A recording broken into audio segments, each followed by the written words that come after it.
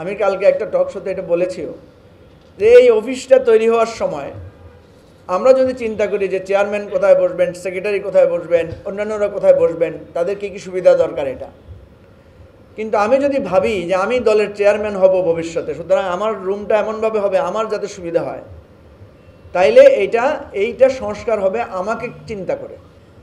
তাহলে দেখা যাবে যেই সংস্কার আমরা করতে চেয়েছি সেই সংস্কারটা একটা নির্দিষ্ট দলের দিকে আবর্তিত হয়। এই জিনিসগুলো আমরা যুক্তিতর্ক তুলে ধরেছি, বোঝানোর চেষ্টা করেছি। সর্বশেষ আমরা এতটুকুও বলেছি যে অন্তত একটা জিনিসে আপনারা আমাদের সাথে একমত হন, আপার হাউসে ভোটের পিয়ারটা আপনারা রাজি হন। আমরা মানে খুব আশাবাদী ছিলাম যে বিএনপি শেষ পর্যন্ত রাজি হবে, কিন্তু বিএনপি শেষ পর্যন্ত রাজি হয় না। যে এখানে তিনটা ভাবে আইনি ভিত্তি দেওয়ার যে বাস্তবায়নটা, সেটা তিনটা ভাগে ওনারা উপস্থাপন করেছেন। একটা হলো জুলাই জাতীয় সনদ বা সংবিধান সংস্কার যেটা, সেটা বাস্তবায়নের একটা আদেশ ওনারা জারি করবেন। দ্বিতীয় হচ্ছে এই আদেশের প্রশ্নে একটা গণভোট অনুষ্ঠিত হবে এবং এই গণভোটের পরে আগামী জাতীয় সংসদ যেটা হবে সেটা দ্বৈত ভূমিকায় হবে এবং এই দ্বৈত ভূমিকাটা ওনারা একটা সংবিধান সংস্কারের কাজও করবেন, আর সাধারণ সংসদের যে কাজ, আইন প্রণয়ন, রাষ্ট্র পরিচালনার বিভিন্ন কার্যক্রম, সরকার গঠন, সেগুলো ওনারা করবেন। এখানে যে 84টা আমরা ঐকমত্য কমিশনে 84টা প্রস্তাব নির্ধারণ করেছিলাম, সেটাকে তিনটা ভাগে বাস্তবায়নের জন্য সুপারিশটা করা হয়েছে। 9টি আদেশ হচ্ছে নির্বাহী আদেশে, এটা এক্সিকিউটিভ অর্ডারে এটা করে ফেলা সম্ভব। 28টা ওনারা বলেছেন যে অধ্যাদেশের মাধ্যমে, একটা অধ্যাদেশ জারির মাধ্যমে এটা ওনারা বাস্তবায়ন করবেন। আর 48টি প্রস্তাব যেগুলো সংবিধান সংশোধন, সংবিধান সংস্কার এবং সংবিধানের মূলনীতি পরিবর্তনের সাথে সম্পর্কিত, সেটা সংবিধান সংস্কার পরিষদ, অর্থাৎ সংসদ যে দায়িত্বটা পালন করবে সংবিধান সংস্কার পরিষদ হিসেবে, সেই দায়িত্ব হিসেবে সেটা পার্লামেন্ট করবে।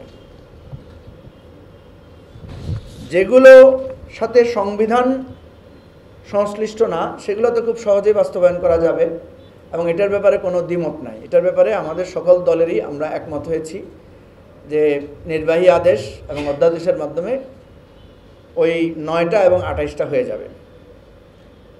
এখন এই 48টা বাস্তবায়নের ব্যাপারে 2টা সুপারিশ করা হয়েছে কিভাবে করা যায়। একটা তো আমরা বললাম যে জুলাই সনদ বাস্তবায়নের জন্য পার্লামেন্টকে একটা ক্ষমতা দেওয়া হবে। বিকল্প 2 প্রস্তাবের একটিতে বলা হয়েছে জুলাই জাতীয় সনদের সংবিধান সংস্কার সম্পর্কিত বিষয়ে অন্তর্বর্তী সরকার একটি পূর্ণাঙ্গ খসড়া বিল, এটাকে সংবিধানে অন্তর্ভুক্ত করা হবে এবং এটা গণভোটে এটার অনুমোদন চাওয়া হবে সংবিধান সংস্কার বিল আকারে। এবং বলা হয়েছে 270 দিনের মধ্যে যেই পার্লামেন্টের দায়িত্ব থাকবে সংবিধান সংস্কার পরিষদ আকারে, তারা যদি 270 দিনের মধ্যে এটা করতে না পারেন, তাহলে স্বয়ংক্রিয়ভাবে এই বিলটা পাশ হয়ে যাবে এবং এটা সংবিধান সংস্কার আকারে গৃহীত হয়ে যাবে। অন্য প্রস্তাবে যেটা বলা হয়েছে 270 দিনের মধ্যে জুলাই জাতীয় সনদ অনুযায়ী সংবিধান সংস্কার সম্পন্ন করবে এবং সংস্কার কার্যক্রম শেষ হলে পরিষদের কার্যক্রম শেষ হয়ে যাবে, তখন এটা পার্লামেন্ট আকারে থাকবে আর সংবিধান সংস্কারের যে এখতিয়ার সেটা সমাপ্ত হয়ে যাবে।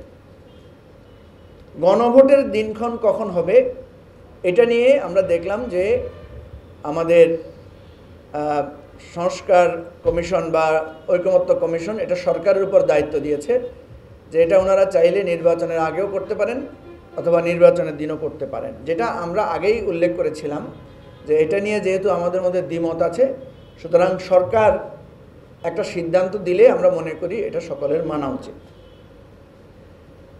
এখন আমরা দেখলাম যে কয়েকটা বিষয়ে বিতর্ক তৈরি হয়েছে। একটা হয়েছে যেটা এখনই বললাম যে গণভোট কখন হবে। আমরা এবি পার্টির পক্ষ থেকে প্রস্তাব দিয়েছি, যেহেতু 2টা অপশনের মধ্যে সুবিধা এবং অসুবিধা আছে। সুতরাং সরকার বা প্রফেসর ইউনূস অথবা ওনার উপদেষ্টা পরিষদ ওনারা দোনোটা যাচাই বাছাই করে যেটাকে অধিকতর সুবিধা মনে করবেন, আমাদের অর্থনৈতিক ইনভলভমেন্ট সহ পরিচালনাগত সুবিধা সহ যেটাকে ওনারা বেটার মনে করবেন, সেই সিদ্ধান্তটা ওনারা জানিয়ে দিলে আমরা অনুরোধ করব সকল রাজনৈতিক দলকে যে আপনারা বৃহত্তর স্বার্থে এটাকে আপনারা মেনে নেবেন।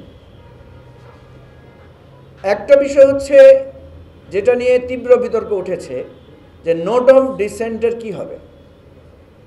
আমরা দেখেছি যে বিএনপি সহ কয়েকটা দল তারা একটা সিদ্ধান্তের ব্যাপারে, কিছু সিদ্ধান্তের ব্যাপারে তারা নোট অফ ডিসেন্ট দিয়েছেন। আমরা সাধারণত যেটা করি, কোনো গুরুত্বপূর্ণ সিদ্ধান্ত যখন হয়, বেশিরভাগ লোক যখন একমত হয় সেটাই সিদ্ধান্ত আকারে তৈরি হয়। সবাই একমত হলে সেটা সিদ্ধান্ত হয়, বিষয়টা এমন না। সবাই একমত হয়ে সিদ্ধান্ত হলে তো খুবই ভালো। সবাই একমতের চাইতেও অধিকাংশ লোকেরা যদি একমত হয় তাহলে সেটাই সিদ্ধান্ত আকারে গৃহীত হয়। অনেক সময় কেউ কেউ এটা বলেন যে ঠিক আছে সবাই আপনারা একমত, আমাদের কোনো অসুবিধা নাই, তবে আমাদের এই ব্যাপারে আমাদের আপত্তিটা জানিয়ে রাখলাম, এটা একটু লিখে রাখলে ভালো হয়, নোট অফ ডিসেন্ট।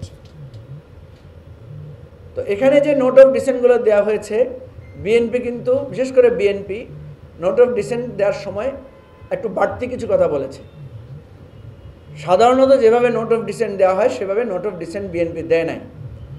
বিএনপি বলেছে এটাতে আমাদের নোট অফ ডিসেন্ট থাকবে এবং এই নোট অফ ডিসেন্টের মূল কথা হচ্ছে যে আমরা যদি ম্যান্ডেট পাই তাহলে আমাদেরটাই আমরা বাস্তবায়ন করব।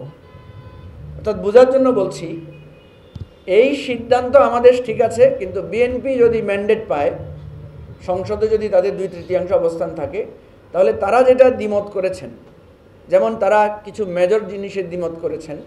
একটা হচ্ছে একই ব্যক্তি প্রধানমন্ত্রী এবং দলের প্রধান হতে পারবেন না, এটার ব্যাপারে তারা দ্বিমত করেছেন। তারা বলছেন যে আমরা যদি ম্যান্ডেট পাই তাহলে আমরা এটা মানব না। যেমন আমরা ঐকমত্য কমিশনে অধিকাংশ দলের মতামতের সিদ্ধান্ত হয়েছে যে এখানে একটা আপার হাউস থাকবে এবং সে আপার হাউসটা গঠিত হবে প্রাপ্ত ভোটের রেশিও আকারে, অর্থাৎ সংখ্যানুপাতিকভাবে। বিএনপি বলছে যে আমরা যদি ম্যান্ডেট পাই তাহলে এটা আমরা মানব না। এভাবে দুদক, তারপরে আপনার পিএসসি গঠনের ক্ষেত্রেও আমরা বলেছিলাম এটা নিয়োগে একটা কমিটি কাজ করবে। বিএনপি এটাতে নোট অফ ডিসেন্ট, আমরা বলতে বেশিরভাগ দল, বিএনপি এটাতে নোট অফ ডিসেন্ট দিয়েছে যে আমরা যদি ক্ষমতার আমরা যদি 2/3 বা একটা অধিকাংশ আমাদের ম্যান্ডেট পাই তাহলে আমরা প্রধানমন্ত্রীর ক্ষমতাটাকে ওনারা সেখানে রাখবেন।